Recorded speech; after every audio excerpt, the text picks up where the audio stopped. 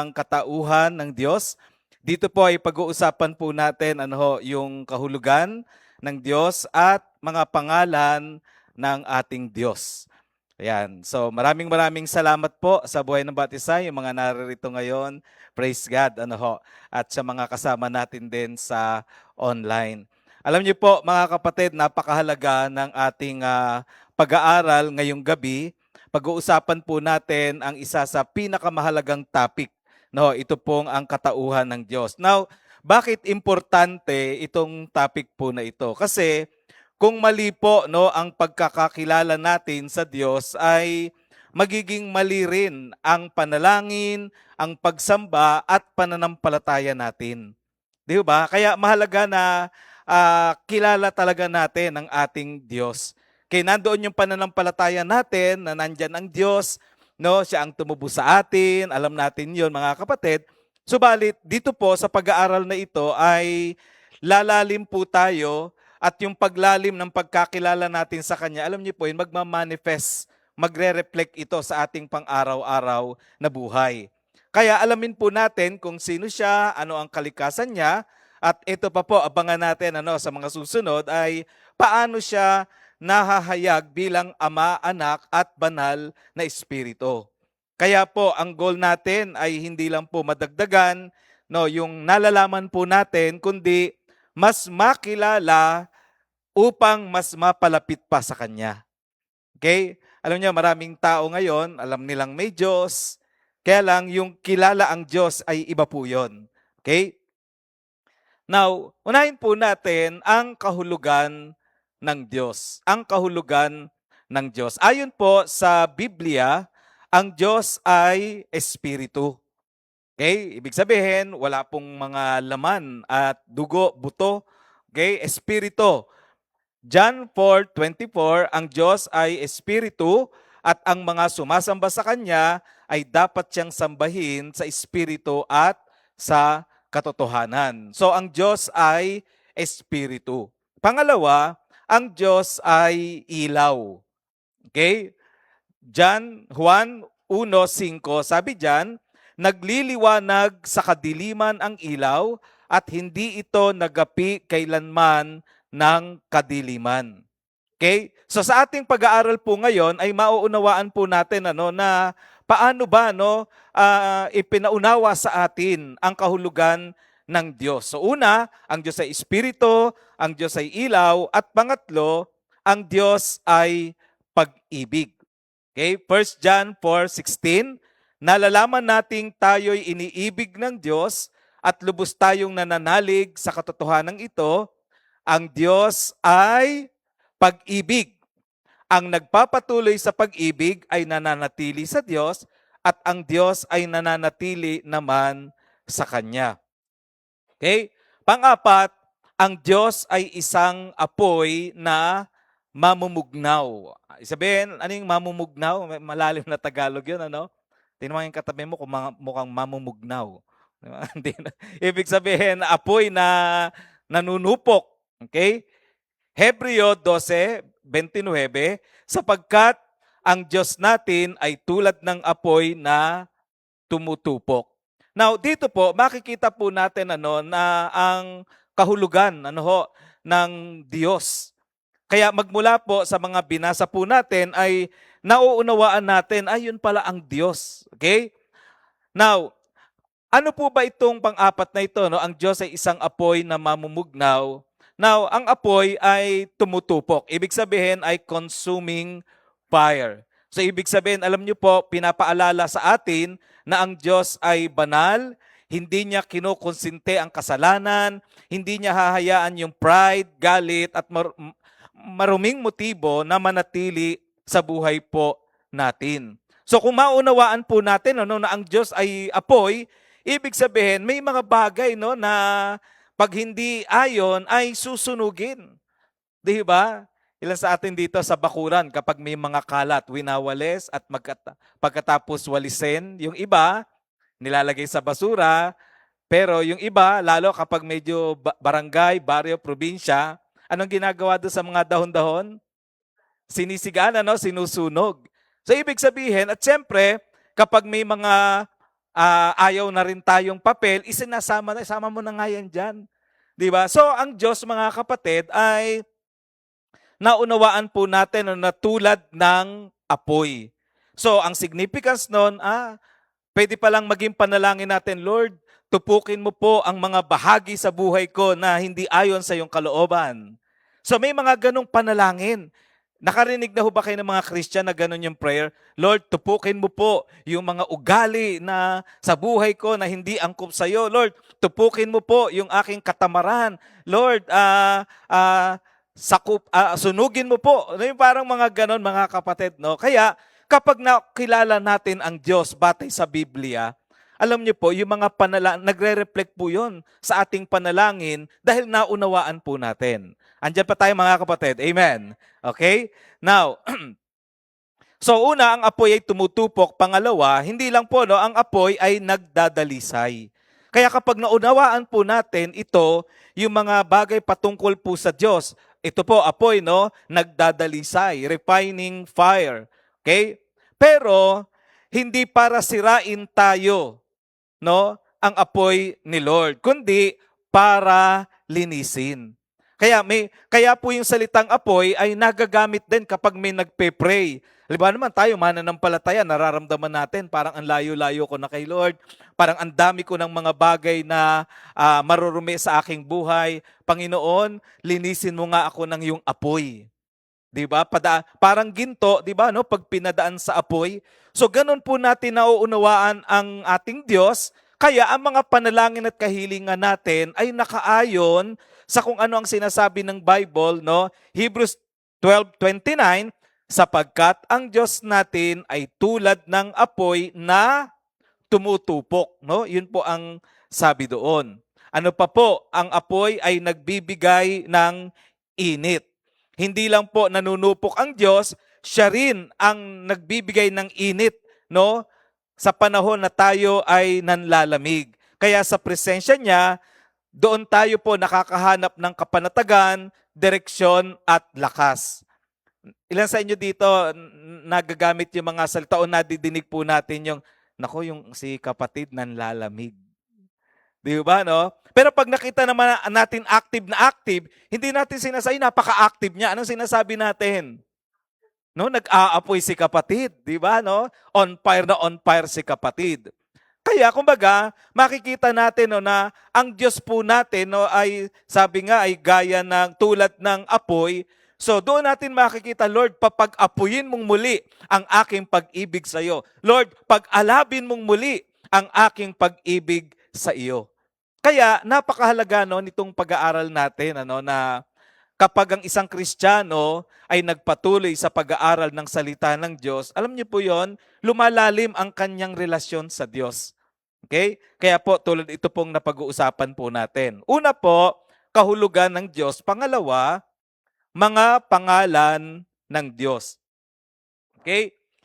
Sapagkat ang mga tao po ay may iba't ibang pangangailangan, ay nagpahayag ang Diyos sa iba't ibang pangalan upang tagpuin ang mga pangangailangang ito.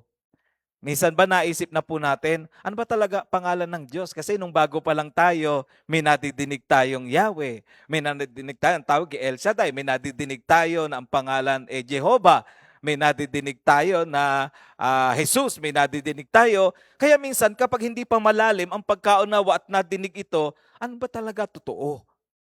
Tapos pumapasok pa na kapag merong ibang hidwa na pananampalataya, gumamit ng mga ganitong salita, ang sasabihin natin, oo nga, no, mukhang tama sila. Okay? Kaya napakahalaga po, no, mga pangalan ng Diyos. Now, take note, no, ang mga pangalan ng Diyos ay, sabi nga dito, no, iba't ibang pangangailangan. Okay? Kaya nagpahayag ang Diyos para yung iba't ibang pangangailangan na yon ay katagpuin ng ating Diyos. Una po, Elohim. Okay? O Diyos na makapangyarihan. Yan po yung binabanggit dyan sa Genesis chapter 1, 27 at sa chapter 3, verse 22. Sa 27, nilalanga ng Diyos. Okay? Elohim o Diyos. Nilalanga ng Diyos ang tao ayon sa kanyang larawan. Sila'y kanyang nilalang ng isang lalaki at isang babae. 3:22. Pagkatapos sinabi ng Panginoong Yahweh, katulad na natin ngayon ang tao, sapagkat alam na niya ang mabuti at masama. Baka pumitas siya at kumain ng bungang kahoy na nagbibigay buhay at hindi na siya mamatay. So una po, Elohim o Diyos na makapangyarihan. Now, ang pangalan pong ito ay mula sa El Makapangyarihan, Almighty. Okay? Mangangahulugang ang ibig sabihin ng Elohim ay ang makapangyarihan sa lahat ng matapat at totoo. So creator, mighty, and strong. Iyon pala, pag sinabi nating Diyos, creator, mighty, and strong. Basahin nga natin po yung tatlo. 1, 2, 3, go. Creator, mighty, and strong. Ayan. Iyan po mga kapatid. Pangalawa, tingnan naman po natin ang Yahweh Elohim. Okay? Yahweh Elohim. Panginoong Diyos means the Lord God combining God's personal name. Ano yung God's personal name? Yahweh. I am who ako ay ako nga, 'di ba? Yahweh. Okay? With the general term of deity, emphasizing his unique authority and power. So ibig sabihin, pinagsama mga kapatid. I am who I am, and then yung katangian ng Diyos. Ano nga yung Diyos mga kapatid? Creator, mighty, and strong. This combination emphasizes that the God who is personally known to Israel, di ba? Kasi nagpahayag ang Diyos sa kanila. Okay? Is also the supreme, all-powerful deity over all creation. Pangatlo na pangalan ay Jehovah. Jehovah. Okay? So, familiar po tayo? Nadidinig ba natin to sa mga paligid po natin? Okay? Jehovah. Salitang Hebreo, sa Hebrew po ay, ibig sabihin ay Yahweh. Okay? Genesis 2:4, ganito ang pagkalikha sa langit at sa lupa.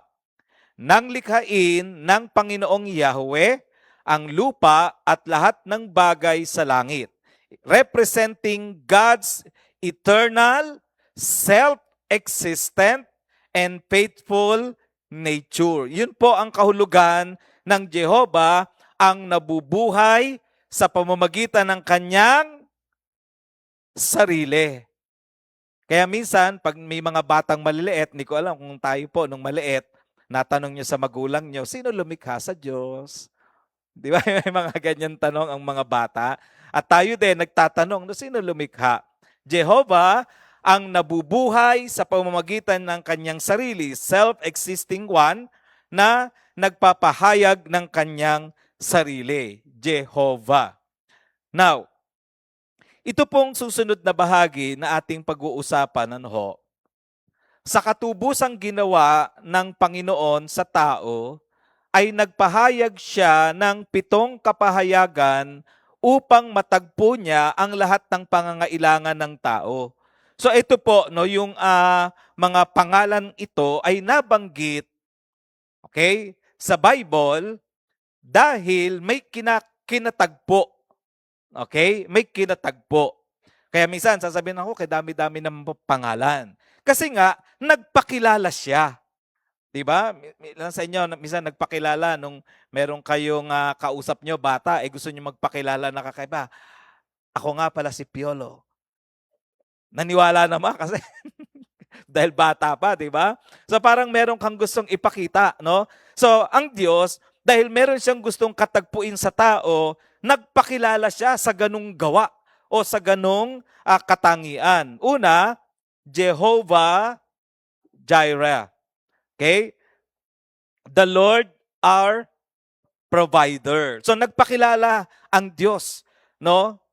Genesis 22:13 to 14. Basahin nga po natin sabay-sabay. 1, 2, 3, go.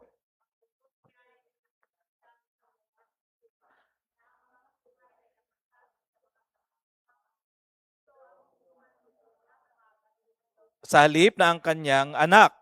Kaya't ang lugar na iyon ay tinawag ni Abraham na si Yahweh ang nagkakaloob.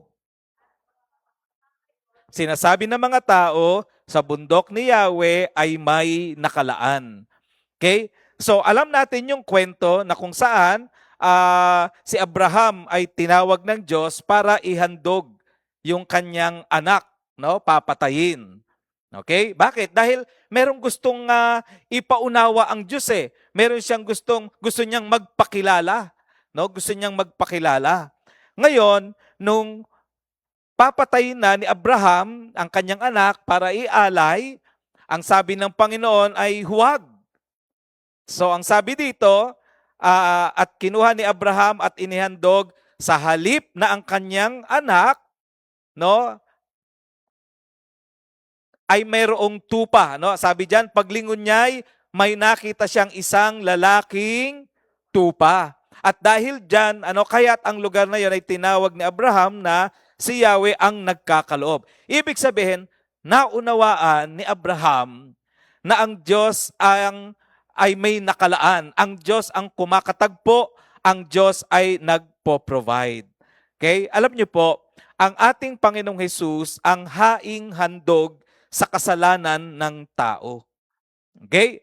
So, Hebrews 9:26, kung hindi gayon, kailangan sanang paulit-ulit na siya'y mamatay mula pa nang likhain ang sanlibutan.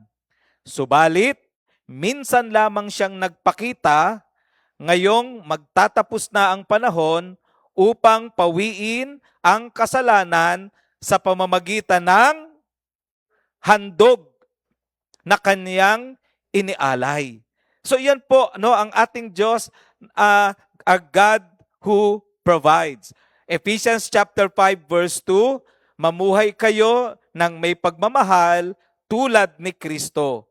Dahil sa kanyang pagmamahal sa atin, inialay niya ang kanyang buhay bilang mabangong alay at handog sa Diyos. Now, ano ang lesson nito, no? Jehovah Jireh. No? Dito po, basahin natin saglit, no? Idagdag ko lang Romans 8:32. Sabi dito, kung ang sarili niyang anak ay hindi niya ipinagkait. Tingnan niyo kung ang sarili niyang anak ay hindi niya ipinagkait, sa halip ay ibinigay para sa ating lahat. Hindi kaya niya ibibigay ng masagana sa atin ang lahat ng bagay? Anong ibig sabihin? Kapag nakilala po natin ang Diyos bilang Jehovah Jireh at naunawaan natin to sa kanyang pagliligtas kay Abraham at naunawaan natin ang ating Panginoong Hesus, no? Ang handog na hain para sa atin. Tapos, meron pang sinabi dito na kung yung anak daw ay hindi ipinagkait, di ba? Hindi kaya niya ibibigay ng sagana. Therefore, mga kapatid, ganito yan. Sa panahon ng ating mga pangangailangan, totoo po ba lahat ng tao may pangangailangan? Di ba? No? Sabihin muna natin sa mga material, sabihin natin sa mga pang-pisikal na katawan, di ba? May pangangailangan.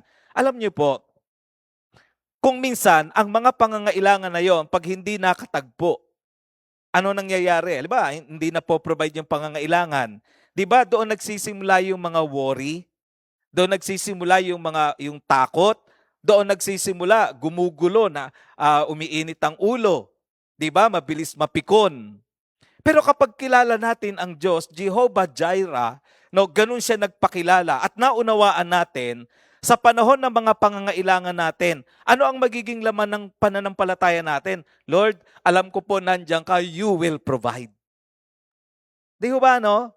Pag may mga tao na dumadaan sa mga pagsubok, ilan sa inyo, nasabihan nyo na sila, kapatid, huwag kang mag-alala, God will provide.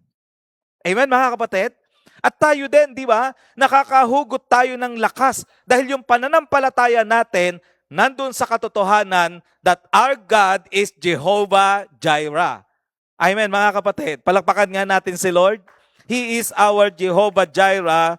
Okay? The Lord our provider. Next is Jehovah Rapha. Jehovah Rapha, the Lord our healer, nagpapagaling. Exodus 15:26, ang sabi niya, kung ako ay buong puso ninyong susundin, okay? At gagawin ninyo ang matuwid at susundin ang aking kautusan at mga tuntunin, hindi ko ipaparana sa inyo ang alinman sa mga sakit na ipinadala ko sa Ehipto. Ako si Yahweh ang inyong manggagamot. Okay? So, hindi ko po pala nalagay dyan. Exodus 15:26. Ang sabi niya, akong si Yahweh ang inyong manggagamot. Kaya mga kapatid, no, pwede nating paglagakan ng pananampalataya o pagtitiwala ang Diyos sa panahon ng ating mga karamdaman. Okay? So muli, babanggitin ko po ito. Di ba kapag may mga kapatid tayo na may mga sakit at karamdaman, anong sinasabi natin? Panginoon, kayo po ang Diyos na manggagamot. Panginoon, ang iyong kamay ang magpapagaling. Tapos may kinokot pa tayo, di ba? Yung sa Isaiah 53 and verse 5, sabi doon, ngunit dahil sa ating mga kasalanan, kaya siya nasugatan. Siya ay binugbog dahil sa ating kasamaan. Tayo ay gumaling dahil sa pahirap na dinanas niya at sa mga hampas na kanyang tinanggap. Kaya nga, minsan sinasabi natin, di ba, sa pamamagitan ng mga sugat at latay ng Panginoon, in Jesus' name, gumaling ka. Di ba, kino-quote natin.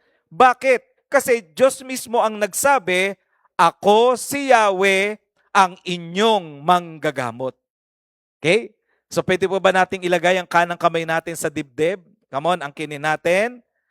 Ang Diyos ang aking manggagamot. Amen, mga kapatid. Yan ay laman ng ating pananampalataya.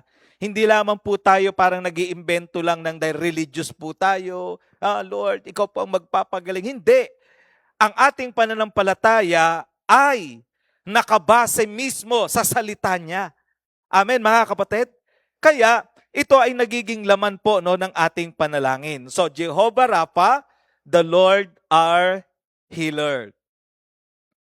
Next is Jehovah Nissi, the Lord our banner.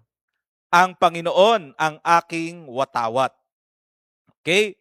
Exodus 17:8-15. Makikita po natin yan dyan. Pangalawa,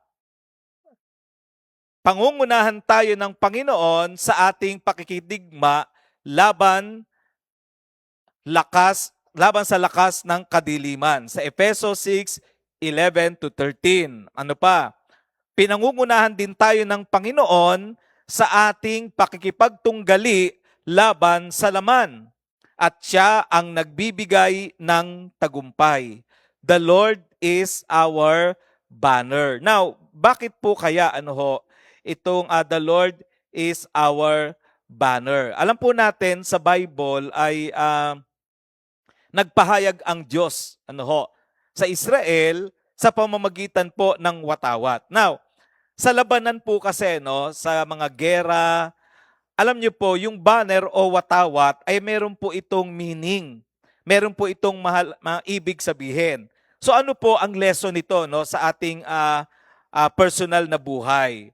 Alam niyo po, ang banner ay tumutukoy din sa identity. Okay?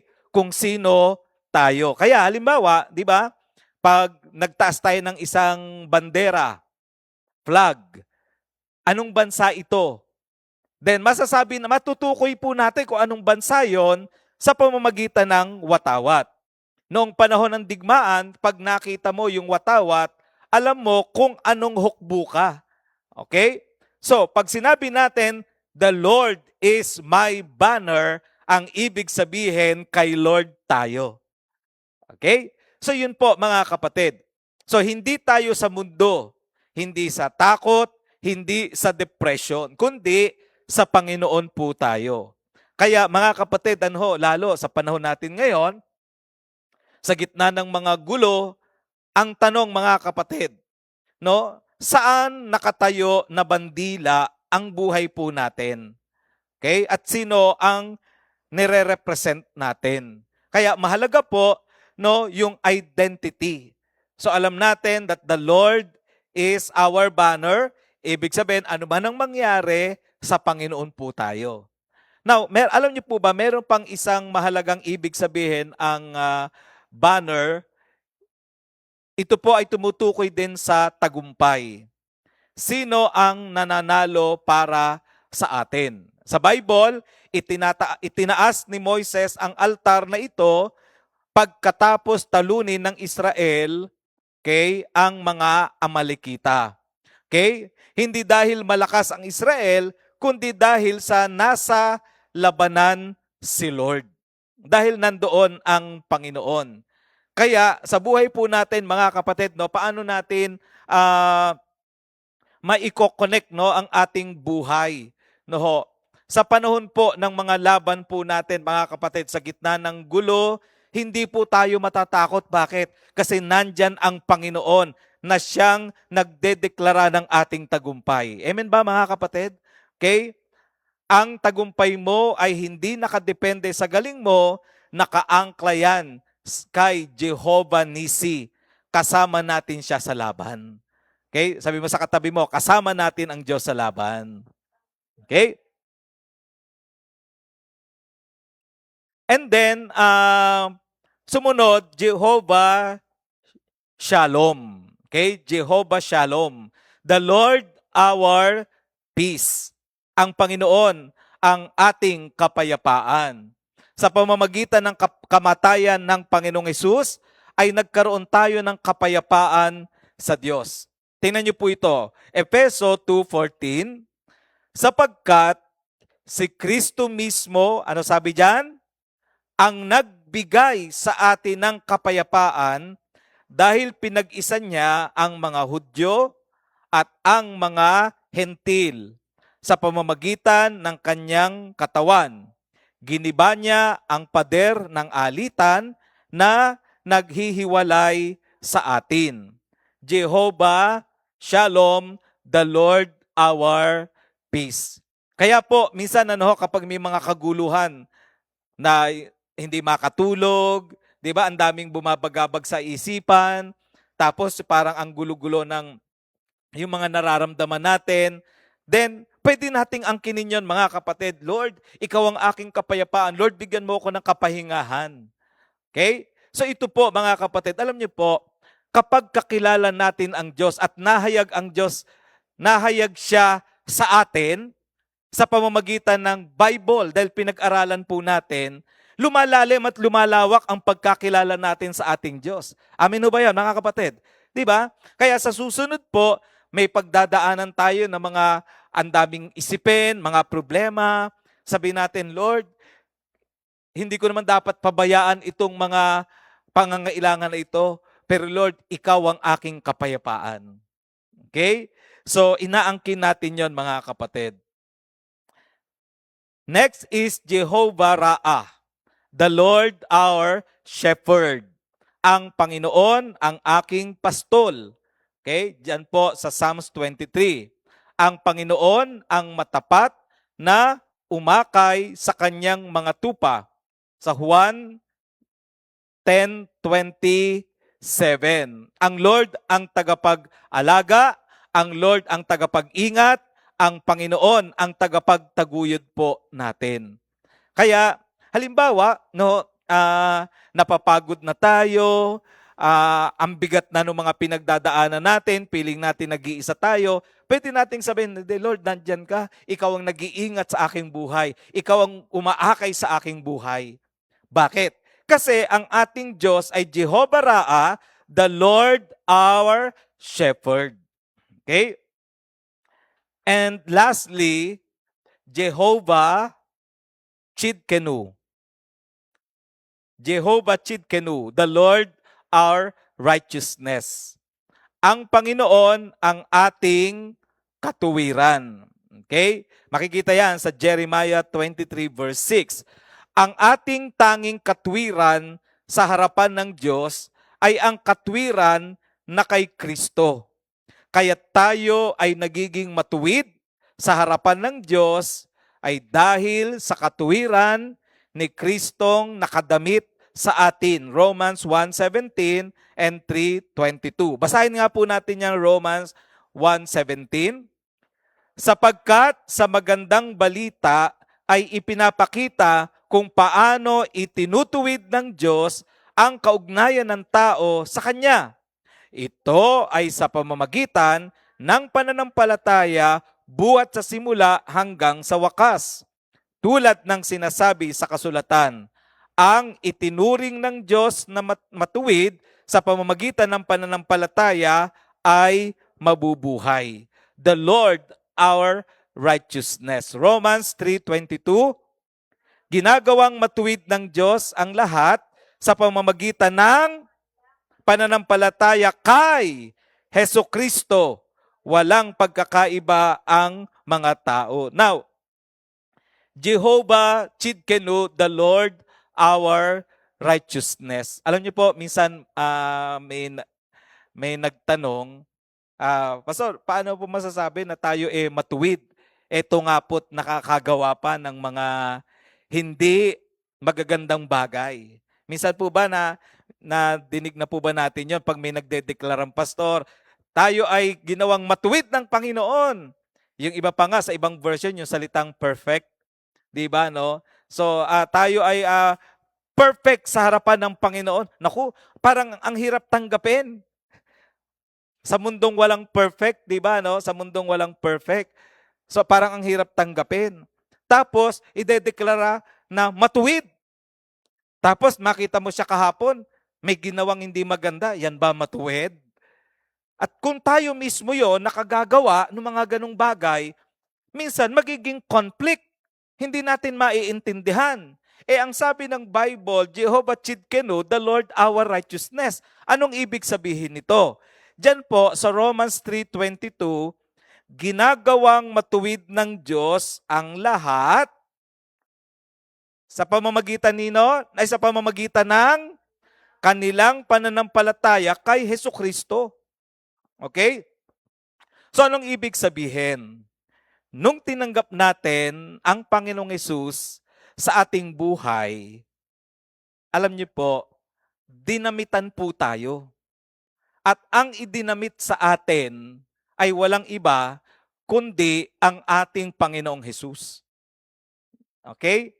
So, ibig sabihin mga kapatid, yung righteousness, hindi atin yon. Yung righteousness na yon, yun yung galing sa Panginoong Hesus. Kaya kapag ang isang tao, tingnan nyo ang isang taong makasalanan, tinanggap niya ang Panginoong Hesus sa kanyang buhay, ano ang mangyayari? Dadamitan ng righteousness. Kaya ang sabi, ang Panginoon ang aking katuwiran. Ang Panginoon, no? So, the Lord is my righteousness. So, ang ibig sabihin, mga kapatid, walang tao ang makapagliligtas sa kanyang sarili. Kaya maging ang mabuting gawa, ang sabi nga ng Bible, di ba, no? Parang maruming basahan yung mabuting gawa. Hindi rin sa mabuting gawa, kaya tayo maliligtas. Paano maliligtas? Kasi nga, naging righteous. Paano naging righteous? Dahil kay Jesus na sinampalatayanan natin. Kaya pala ang isang tao, kapag sumampalataya kay Kristo, hindi po natin nakikita yun Pag sumampalataya, ang nangyayari, yung katuwiran ng Panginoon inilalagay sa atin. Kaya kapag dating sa langit, pag ang Diyos Ama nakatingin sa atin, hindi niya nakikita yung karumihan natin. Bakit? Kasi nga, nakadamit tayo ng righteousness. Itong taong to, matuwid yan. Pupunta ng langit yan. Bakit? Dahil yung taong yon tinanggap si Jesus, dinamitan siya ng righteousness. At isa lang po ang paraan para mapunta sa langit, kundi ang righteousness ng ating Panginoon. Okay? Kaya kapag tinanggap po natin siya, ay siya ang ating magiging righteousness. And lastly, Jehovah Shammah, the Lord is present. Okay? The Lord is present. Okay? Now, ang Panginoon ay naroon o naririto. Kaya nga, para hindi natin to makalimutan, kasyama. Di ba? Jehovah Shammah, okay? So the Lord is present. Ang Panginoon ay naroon o narito sa Ezekiel po 48:35. Ito'y nagpapakitang tayo ay hindi pinababayaan, okay? At iniiwanan ng ating Panginoon. Hindi pinababayaan at iniiwan ng ating Panginoon. Ang Panginoon ay nasa puso rin naman ng mga tunay na mananampalataya. Okay? Pwede ba nating palakpakan ng ating Panginoon? Now, mga kapatid, bilang pangwakas ay ang ating pong pag-aaral na ito ay tumutulong po sa atin na lumalim tayo sa pagkakilala sa ating Panginoon. Kaya kung mas nakilala natin siya ngayon, mga kapatid, ang hamon ay ito. Okay? Ilan sa atin dito kahit papaano nakatulong sa inyo ang pinag-aralan natin ngayon tungkol sa Diyos. Say amen. 'Di ba nakilala natin, naunawaan natin. Ngayong naunawaan po natin at nakilala po natin kung sino po siya. Ang hamon ay mabuhay tayo ayon sa pagkakilala natin sa Kanya. Okay? Ngayon, lahat naman po ng mga Kristiyano ay may mga binabago pa sa buhay. Ngayon, kapag minsan yung binabago na yon, halimbawa pangit na ugali, hindi magandang gawi, maling nakasanayan, Christian ka na, 'di ba? Biglang lumutang ngayon. Sa loob pa ng church, nagmura ka, kunya, parang gano'n, halimbawa. O kaya may nagawa ka, 'di ba? Ngayon, huwag mong ilayo ang sarili mo sa Panginoon. Kasi hindi tayo mababago sa pamamagitan ng paglayo kapag may nagawa tayong hindi tama. Ngayon, dahil anak tayo ng Diyos, nakilala natin na ang Diyos ay apoy, imbis na lumayo, anong dapat nating gawin? Ang sabihin natin, Panginoon, linisin mo ang aking buhay. Amen mga kapatid? No? Mag-approach tayo. Dahil nakilala natin ng Diyos, then mabuhay tayo ayon sa pagkakilala natin sa Kanya. Kapag sa panahong hindi mo na alam ang gagawin mo, parang nag-iisa ka na lang, and then, isabuhay mo ngayon ayon sa pagkakilala mo sa Kanya. Hindi, kasyama ko ang Lord. Di ba? Ibig sabihin, kasama ko ang Jehovah Shammah. The Lord is present. Kasama natin siya. So, ito ang dahilan kung bakit mahalaga na mapag-aralan po natin ang Biblia. Kapag pinag-aaralan po natin ang Bible, alam niyo po, lumalawak ang pagkaunawa natin. Hindi lang tumatalino, lumalawak ang pagkaunawa natin, sa gayon, nagkakaroon tayo ng magandang pamumuhay. Okay? So, binabago tayo ng Diyos. Hindi lang natin siya pag-aaralan, kundi sasambahin, susundin araw-araw. Sapagkat ang tunay na layunin ng pagkilala sa Diyos ay hindi lang po impormasyon, kundi relasyon. Nawa, ngayon pong gabing ito, sa ating ginawang pag-aaral, ay nahamon po tayo na lumalim pa sa ating relasyon sa ating Panginoon. Pwede ba tayong sumandaling manalangin, batay po doon sa ating napag-aralan na tungkol sa ating Diyos, ang pangalan ng ating Diyos, ano po ang sitwasyon sa buhay mo na pinagdadaanan mo na marahil hirap ka, may mga pagsubok, okay? Walang kapayapaan. Then, pwede bang kausapin mo ang iyong Panginoon ngayon? Kausapin mo ang ating Diyos batay sa pagkakilala mo sa Kanya sa napag-aralan natin. Come on, just pray. I believe nagmi-ministeryo ang ating Diyos sa ating buhay. Hindi aksidente na nadinig mo ito dahil ang totoo, nais magpahayag at magpakilala ng Diyos sa iyo. Nais Kanyang dalhin sa tagumpay at sa kung sino siya, ganun siya kikilos sa iyo, ganun siya sasama sa iyo, ganun siya gagabay sa iyo, ganun siya mag-aaruga sa iyo, ganun siya magsasalita sa iyo. Dakilang Diyos, marami pong salamat sa biyaya na kami ay nakapakinig ng iyong salita. Maraming salamat, Panginoon, sa iyong salita na kung saan doon ka namin nakikilala ng lubusan. Doon kami nakakaranas ng paglago at doon din kami makakaranas ng pagbabago na dulot ng iyong salita. Maraming salamat, Panginoon, sa pagkakataon po na ito. Kaya Lord, ang aming dalangin, pagkatapos po nito, ay makita namin sa aming sarili yung isang buhay na konektado bilang Kristiyanong may pagkakilala sa iyo. Marami pong salamat, Panginoon, at dalangin ko po na sa mga kapatid na may mga pinagdadaanan, maging narito o sa online, I pray, Father God, na maranasan ka ngayon sa pangalan ng aming Panginoong Hesus.